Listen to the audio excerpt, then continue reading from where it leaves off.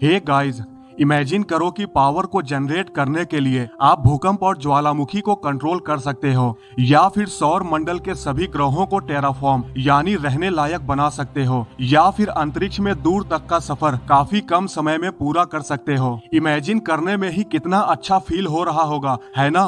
पर यहाँ सवाल ये है कि क्या हम ये सब कर पाएंगे, और क्या वाकई में हम इतने आगे बढ़ पाएंगे, और अगर हाँ तो इस पोजीशन तक कैसे पहुँचेंगे और कब तक पहुँचेंगे।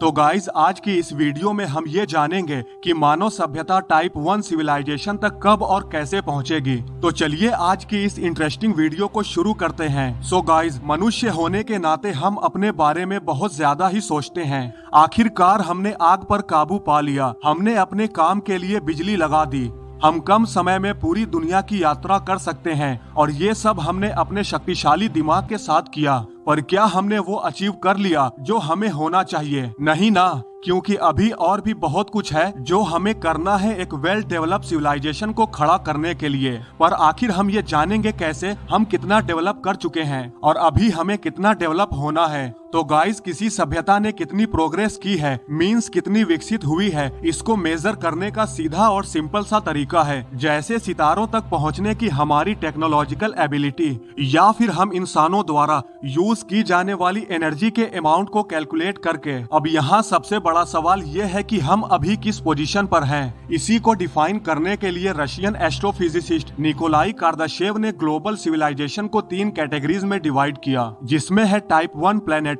टाइप 2 स्टेलर और टाइप 3 गैलेक्टिक। पर गाइस, आज हम बात करने वाले हैं टाइप 1 यानी प्लेनेटरी सिविलाइजेशन के बारे में। अगर अभी हम करेंटली में बात करें तो हम इंसान टाइप 1 सिविलाइजेशन तक नहीं पहुंच पाए हैं। तकनीकी रूप से अगर हम देखें तो अभी हम टाइप 0 और टाइप 1 के बीच झूल रहे हैं। कई वैज्ञानिक तो ऐसा मानते हैं कि हम अभी इस स्केल पर 0.7 या फिर 0.8 के आसपास हैं, और ऐसा इसलिए क्योंकि मनुष्य धरती पर मौजूद सभी तरह की एनर्जी को यूज नहीं करते।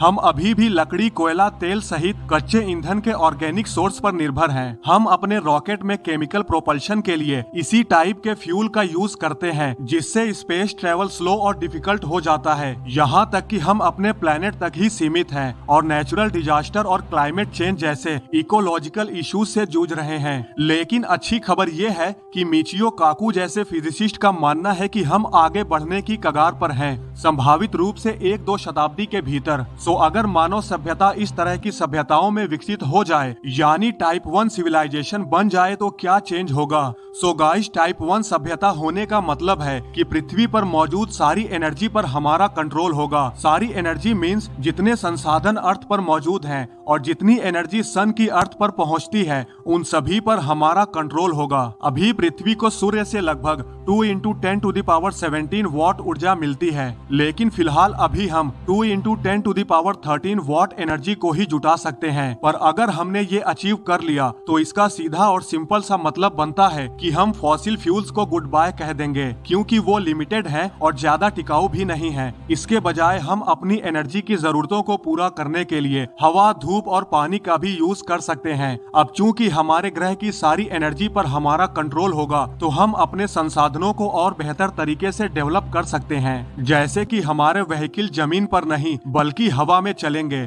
हाँ, मगर कुछ चीजें नहीं बदलेंगी, वो है ट्रैफिक जाम, जो कि अब हवा में लगा हुआ दिखेगा। हालांकि एक चीज बेहतर होगी, हम अपने ग्रह पर चंद मिनटों में एक देश से दूसरे देश में जा सकते हैं, और यहाँ तक कि सौर मंडल के सभी ग्रहों पर भी आसानी से सैर करके आ सकते हैं, वो भी काफी कम समय में। और नेचुरल डिजास्टर जो कभी हमारे लिए काफी डरावने सपने जैसे थे, पर अब हम अपने एडवांटेज के लिए इनका यूज करना भी शुरू कर देंगे। जैसे सुनामी का यूज ऊर्जा पैदा करने के लिए किया जा सकता है, और भूकंप का संभावित रूप से दुनिया के कुछ हिस्सों में टेराफॉर्म करने के लिए यूज में लिया जा सकता है। यहाँ तक कि सभी एनर्जी सोर्स पर पूरा कंट्रोल होने से हम मौसम को भी कंट्रोल कर सकते हैं। अगर कहीं पर सूखा पड़ेगा तो वहाँ पर बारिश करवा सकते हैं, और बादल के फटने जैसी घटना को आबादी वाले क्षेत्र से कहीं दूर ले जा सकते हैं, और ह्यूमैनिटी ग्लोबल वार्मिंग को भी गुड बाय कह सकती है, क्योंकि हम एटमॉस्फेयर को कार्बन न्यूट्रल में वापस लाने और अपने ग्रह के टेम्परेचर को कंट्रोल करने में सक्षम होंगे। और तो और नेचुरल डिजास्टर से होने वाले जान माल के खतरे भी काफी कम हो जाएंगे, क्योंकि हम ये पता पता लगाने में सक्षम हो जाएंगे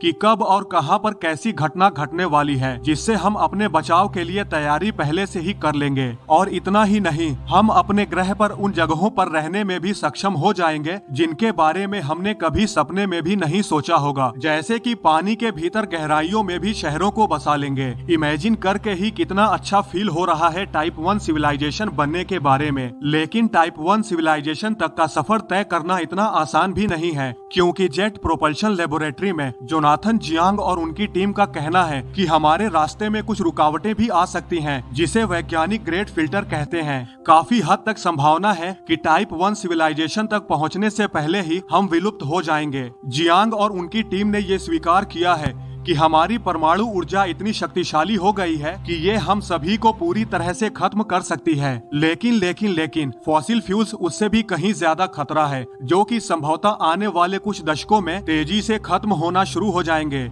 और ग्लोबल वार्मिंग भी बद से बदतर होती जा रही है और ह्यूमैनिटी इसे रोकने के लिए कोई उपाय भी नहीं कर रही है। इसलिए ये कहा नहीं जा सकता कि आगे क्या होने वाला है। पर अगर हमें टाइप 1 तक पहुंचना है तो हमें इन महान ग्रेट फिल्टर से बचना होगा। और अगर हमने इनसे बचने के उपाय ढूंढ लिए तो वो दिन दूर नहीं जब हम टाइप 0 से टाइप 1 सभ्यता में कदम रखेंगे। तो गाइज, आज की इस वीडियो में बस इतना ही। आई होप आपको ये वीडियो जरूर पसंद आई होगी। अगर आपको ये वीडियो पसंद आई है तो लाइक और शेयर करना न भूलें, और ऐसी ही इंटरेस्टिंग वीडियो देखने के लिए हमारे चैनल को सब्सक्राइब करना न भूलें।